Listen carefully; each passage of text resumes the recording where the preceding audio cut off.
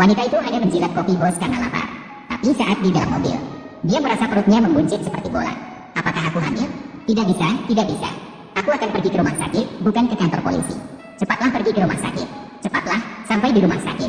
Wanita itu lari ke departemen obstetri dengan merangkak. Namun akibat identitas selebriti onlinenya, dia mendapat sorotan dari para penggemar. Namun demi keselamatan hidupnya, saat itu, wanita itu tidak peduli dengan penampilannya. Dengan cepat, dia dibawa ke meja operasi. Dokter dengan cepat mendengarkan perutnya, namun tidak menemukan detak jantung janin.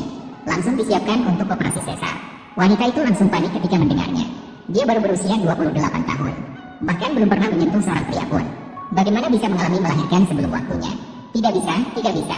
Saya tidak mau dioperasi, saya tidak mau melahirkan. Bagaimana jika saya melahirkan monster? Manusia akan punah. Kalau harus mati, biar aku yang mati. Saya tidak akan melahirkan. Kesehatan mental ibu melahirkan sangat tidak stabil. Persiapan anestesi.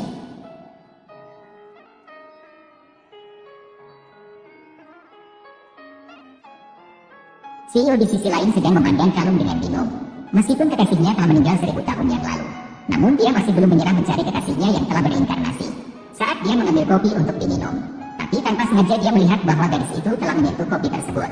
Hal ini membuat asisten merasa sangat terkejut setelah mendengarnya. Karena CEO adalah makhluk asing, kebutuhan energi tubuhnya sangat besar. Tidak berlebihan untuk mengatakan 2500 kali lipat dari manusia biasa. Sedangkan orang biasa hanya perlu minum sekali teguk. Perut mereka akan terasa sangat kenyang. Kali ini CEO menjadi sangat tenang, karena dia baru saja menyelamatkan nyawa gadis itu kemarin. Tak pernah terpikir bahwa hari ini gadis itu akan mencari kematian. Mungkin ini adalah takdir menurut pandangan manusia.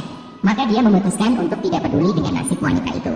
Namun, saat asisten membersihkan kamar tempat wanita itu tidur semalam, dia menemukan kalung CEO dari 1000 tahun yang lalu. Kalung untuk kekasih. Setelah sejenak berpikir, asisten segera membawa kalung dan menemui direktur. Direktur melirik sekilas, baru kemudian menyadari bahwa gadis itu adalah reinkarnasi kekasihnya. Kemudian dia segera menggunakan kekuatannya untuk merasakan posisi gadis itu. Dia mengambil napas dalam-dalam. Berusaha keras. Dokter, saya tidak bisa melakukan operasi sesar. Saya tidak akan memotong lagi.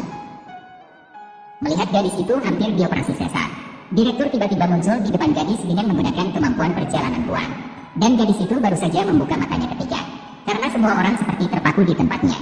Namun dia tidak punya waktu untuk berpikir, dia hanya ingin kabur.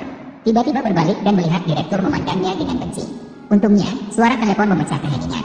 Namun ketika wanita itu ingin meminjam telepon untuk meminta bantuan, direktur dengan sekilas membuat ponsel meledak di tempat. Wanita yang tidak berpengalaman segera menyadari bahwa direktur adalah orang berbahaya. Maka dia berencana mengancam dengan kehamilannya. Siapa sangka bos tidak terpengaruh. Dia membawa perempuan itu pergi dari rumah sakit saat dia terdiam. Ini membuatnya takut. Kak, lebih baik berikan saya kejelasan.